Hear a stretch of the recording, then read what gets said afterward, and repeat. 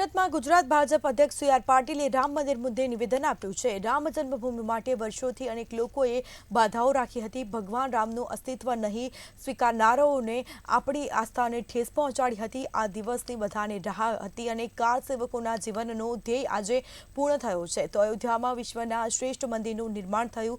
દરેક લોકસભામાંથી એક ટ્રેનમાં કાર સેવકોને લઈને જવામાં આવ્યા છે અને ગુજરાતમાંથી લાખો લોકો અયોધ્યા મંદિર દર્શન કરવા જશે।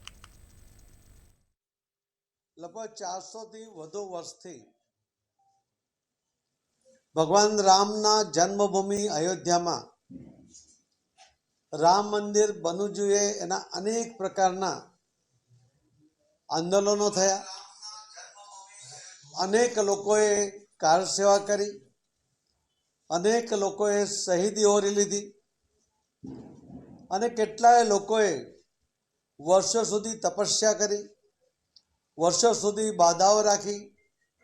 કોઈએ મીઠાઈ છોડી, કોઈએ ચંપલ પહેરવાનું છોડ્યું, કોઈએ અલગ અલગ રીતે પોતાની લાગણીઓ વ્યક્ત કરી।